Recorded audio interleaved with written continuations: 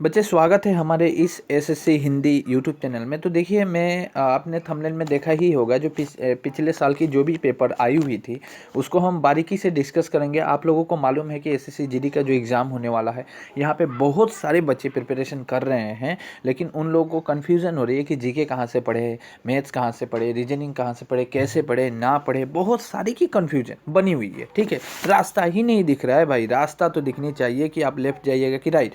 ठीक है, तो वही बातें होती है कि आपकी दिशा अगर सही होगी ना तो आप अपने मंजिल को जरूर पाइएगा। तो यही याद रखिएगा। आज के दिन बस यही लेके जाना है कि आपकी दिशा को सही करना है। ठीक है, यहाँ पे देखिए एक क्वेश्चन आया हुआ था। ठीक है, तो क्वेश्चन में क्वेश्चन देखिए, जो भी क्वेश्चन आया हुआ तो उसको तो दिखाएंगे ही, लेकिन सिर्फ क्वेश्चन दिखाने और आंसर दिखाने से ये मतलब मत रखिए कि क्वेश्चन देखा आंसर पढ़ गया बस हो गया। नहीं नहीं नहीं, ऐसा नहीं करना है। मैं इसलिए बोल रहा हूँ कि ऐसा नहीं करना है। यहाँ पे आप एनालाइज करने बैठे हैं भाई।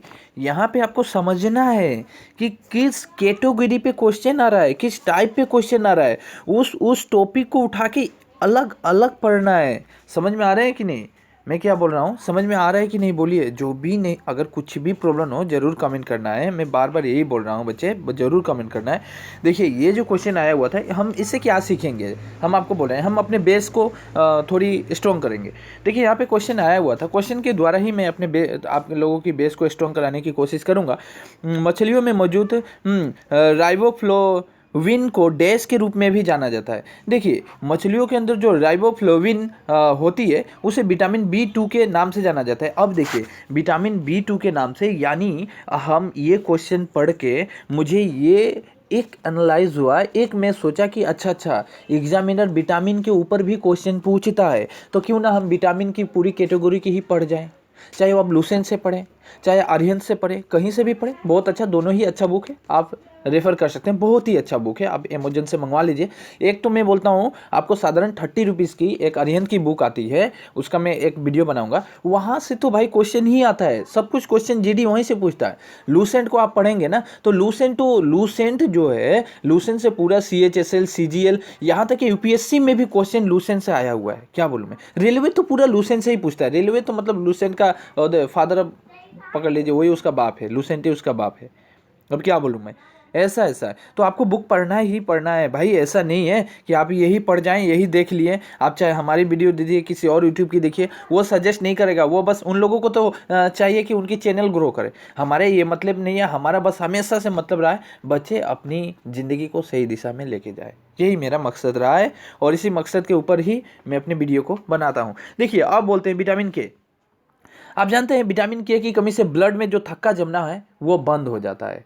अगर आपकी सॉरी, वो थक्का नहीं जमता है, मतलब विटामिन के जिसके अंदर है वो 2 से 3 मिनट के अंदर, ज़्यादा से ज़्यादा 4 मिनट लेगा, यानी 2 से 3 मिनट एक पकड़ा गया है कि आपकी ब्लड थक्का अगर नहीं जम रहा है, आपका अगर कट गया, अब आप कुछ काम कर रहे थे, अचानक सा हाथ ही कट गया थोड़ी सी, और जो ब्लड निकल रही है अगर उसका थक्का नहीं जम रहा है तो आपके शरीर में विटामिन के की कमी है।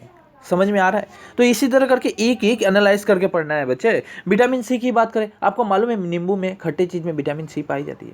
विटामिन सी हमारे त्वचा के रोगों के लिए, त्वचा के ऊपर जो झालियां पड़ जाती है, दाग धब्बे बढ़ने शुरू हो जाते हैं, ठीक है, यहाँ तक आपको विटामिन सी की इतनी मतलब जरूरी हो जाता है। जो दांत होते हैं ना, दांत के अंदर भी हमारे कैल्शियम की कमी से तो बहुत सारी बीमारी होती ही होती है, विटामिन सी की कमी से भी शरीर में बहुत सारा ही बीमारियां शुरू हो जाता है।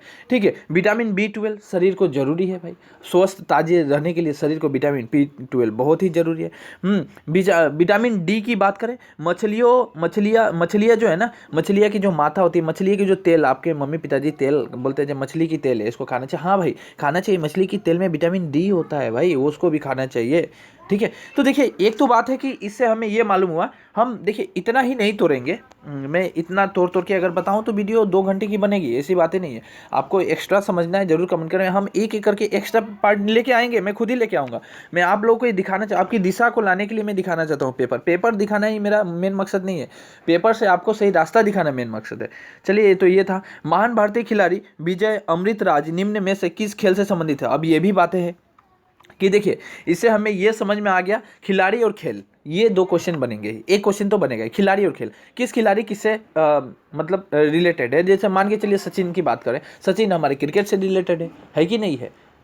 बैडमिंटन की बात करें, सानिया मिर्जा बैडमिंटन से रिलेटेड। इस तरह करके बॉक्सिंग की बात करें, तो यही है। तो यहाँ पे दिया था अमृतराज, विजय अमृतराज, ये किससे है, तो ये लॉन्ग टेनिस से उनका संबंध है, लॉन्ग टेनिस से, ठीक है संबंध। और एक बात है, यही खाली नहीं पूछता है, यहाँ तक ये क्वेश्चन पूछता है जो रेलवे है और प्लस एसएससी है, ये क्वेश्चन पूछता है जो जिस तरह जो खेल होता है, मान के चलिए कोई भी खेल हो गया, बॉक्सिंग खेल हो गया, इसके बाद लॉन्ग टेनिस हो गया, जो भी खेल हो जाती है उसमें जो भी खेलों के साथ जो टॉपिक होता है, टॉपिक और खेल का संबंध पूछता है कि ये टॉपिक किस खेल से संबंधित है। डायरेक्ट ये टॉपिक किस खेल से संबंधित, टॉपिक और खेल, ये भी चाहिए आपको, टॉपिक और खेल। बार बार बात को एकदम पूरा समझिए और लिख के रखिए, मैं जो बोल रहा हूँ ना लिख के रखिए। दुनिया में किस पर्वत यानी दर्रे पर दुनिया की सबसे ऊंची मोटर वाहन योग्य सड़क है, यानी पर्वत ऐसे पर्वत है जिसके ऊपर मोटर वाहन जाती है। तो इसका नाम क्या है, देखिए 4 ऑप्शन दिया गया था। डुंगरीला, ये नाम है डुंगरीला। चले ये डुंगरीला कहाँ है, थोड़ी सी आपको दिखाते हैं डुंगरीला। एक काम कीजिएगा बच्चे, आप अपने गूगल में ये सर्च कीजिएगा, वहाँ का प्लेस प्लस वहाँ की पर्वत, ये सब आपको पूरा ही देख लीजिएगा, ठीक है देख लीजिएगा। मैं पहले पेपर दिखाता हूँ, बाद में एक एक करके आगे बढ़ेंगे, उसमें दिखाएंगे, मैप के द्वारा भी दिखाएंगे, सब कुछ देखेंगे धीरे धीरे। पहले पेपर को डिस्कस कर लेते हैं। राष्ट्रीय खाद्य सुरक्षा अधिनियम निम्नलिखित में से किस वर्ष में पारित की गई थी, ये बहुत अच्छी क्वेश्चन है कि राष्ट्रीय खाद्य सुरक्षा अधिनियम 2013 में पारित की गई थी, याद रखिएगा। देखिए जीके में मार्किंग लेना, मैंने कुछ टॉपिक की बात की, तो कुछ कुछ जो टॉपिक है ना, उस टॉपिक से हमेशा ही एग्जामिनर क्वेश्चन पूछेगा ही पूछेगा। एक तो बात है, जिस तरह लोक नृत्य हो गया, खेल हो गए, ठीक है। इसके बाद मैंने ऊपर ही डिस्कस किया कि विटामिन हो गया, विटामिन की एफिशिएंसी से जो जो बीमारियां होती है वो सब तो पूछेगा ही पूछेगा। लेकिन ये कुछ कुछ ऐसा क्वेश्चन होता है जो आपको कभी कभी एग्ज़ाम में अगर याद नहीं है तो छोड़ना भी पड़ता है, क्योंकि आप उस पर कोई भी मतलब, हाँ एक तो बात है, जीडी के लिए बच्चे कभी ना छोड़े। जीडी का जो भी एग्ज़ाम होगा, क्योंकि उसमें कोई भी नेगेटिव मार्किंग नहीं है, तो आप अटेम्प्ट जरूर करें, बस एक आइडिया लगा लें, एक अंदाज से ज़रूर अटेम्प्ट कीजिएगा, ठीक है। तो इसीलिए मैं इस पर ज़्यादा कुछ डिस्कस नहीं करूँगा। हाँ CHS CGL के लिए कुछ अलग ही डिस्कस होता है, लेकिन जीडी के लिए कोई इतना खास टेंशन है नहीं, आप कोई भी एक में टिक कर सकते हैं, अगर याद नहीं है तो छोड़ना हर चीज़ नहीं है। आगे चलते हैं। भारतीय उपमहाद्वीप में पाए जाने वाले भारतीय उपमहाद्वीप में पाए जाने वाले, देखिए जूम करके दिखा रहा हूँ, आज़ादी राज छट्टा इंडिका किस सदाबहार पेड़ का वनस्पतिक नाम है वनस्पतिक नाम है। तो ये नीम का है, ना कि गुड़हल देवदार, इनका नहीं है, तो ये नीम का आज़ादी राज छट्टा, याद रखें कि नीम का वनस्पतिक नाम है। आगे चलते हैं। थेयम निम्नलिखित में से किस राज्य का लोक नृत्य है, मैंने पहले ही बोला ये भी आ जाता है, लोक नृत्य से आता ही है, हर राज्य की लोक नृत्य याद होनी चाहिए।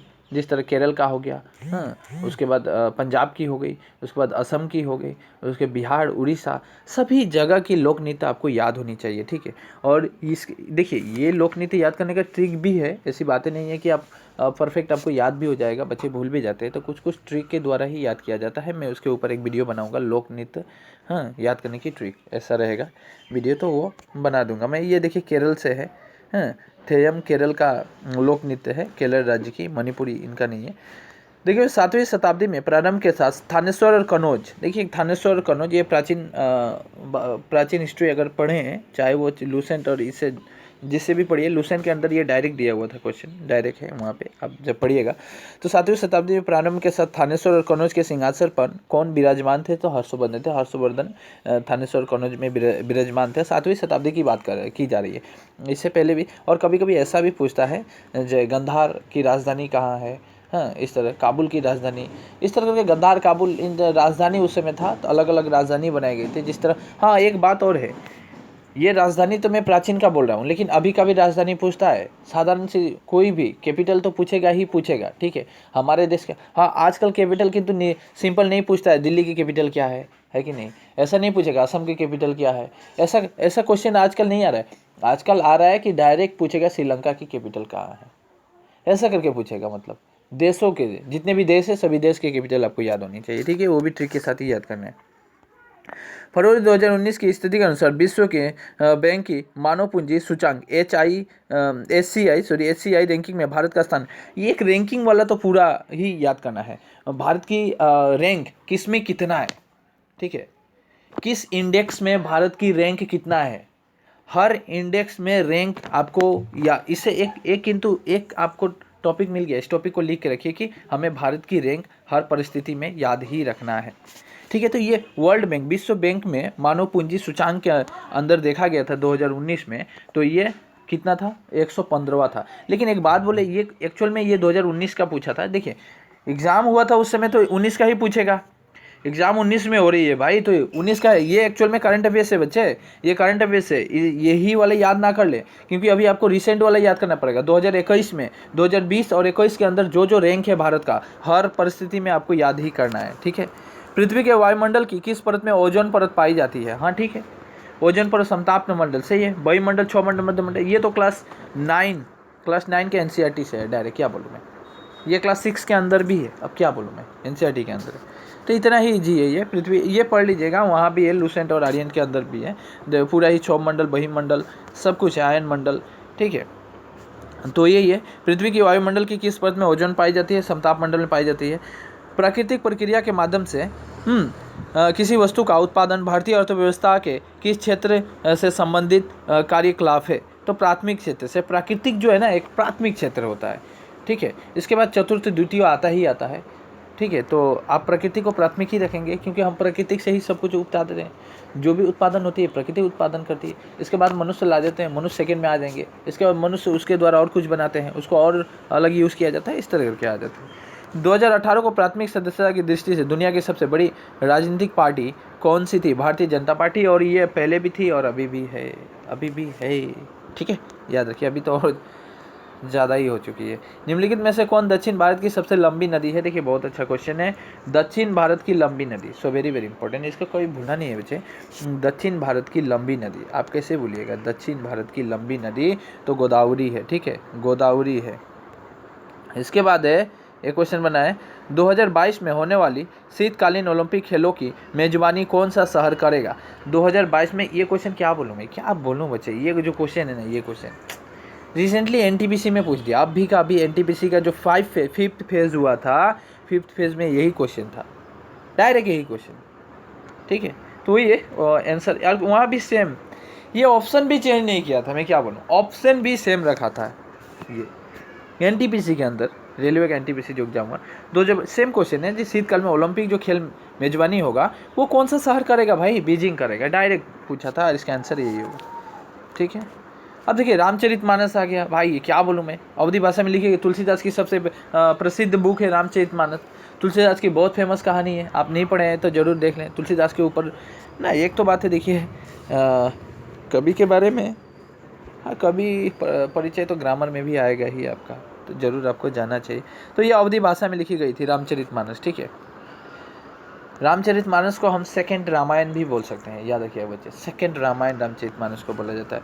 दिए गए विकल्पों में से कौन सी बीमारी सुअर से फैलती है। सुअर से कौन सा, देखो सुअर से स्वाइन फ्लू, ये स्वाइन फ्लू सुअर से भी फैलता है। और इसको याद रखिएगा, स्वाइन फ्लू एक बीमारी है, बर्ड फ्लू फैलती है वो मुर्गियों से, तो याद रखिएगा सुअर से स्वाइन फ्लू की बीमारियाँ फैलती है।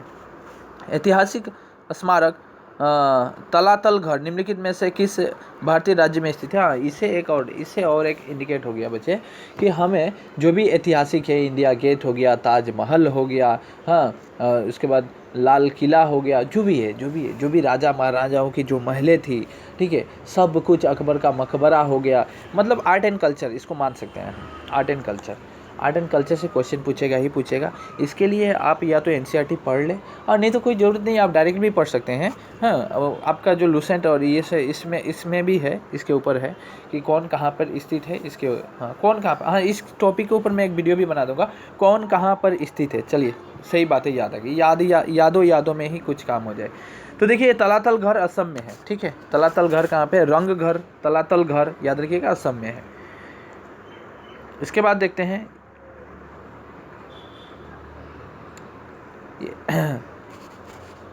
देखिए क्वेश्चन इंग्लिश में दिया है, हिंदी वाले वो लोग प्रिंटिंग मिस्टेक करके रखे हैं। Which the famous of Indian personality is the founder of the पानी फाउंडेशन। पानी फाउंडेशन फाउंडर कौन है, तो फाउंडर है आमिर खान। ठीक है, इधर देखिए ये सब करंट अफेयर्स ही है बच्चे, इस पर ज़्यादा ये ना करें। करंट अफेयर्स के लिए आपको नया ही तैयारी करना ही पड़ेगा। शीर्षक द लीजेंड ऑफ लक्ष्मी प्रसाद पुस्तक निम्नलिखित में से किस लेखक द्वारा लिखी गई थी।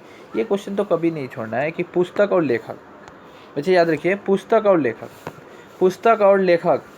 अब तो बात है कि पुस्तक और लेखक याद करेंगे सर, बहुत सारा पुस्तक लेखक है, कितना है। हम बार बार बोलते हैं एग्जामिनर भी बहुत चालाक होता है। 2020 और 21 के अंदर जो भी पुस्तकें नई नई लिखी गई, जिसके जो लेखक है वहीं से क्वेश्चन पूछता है।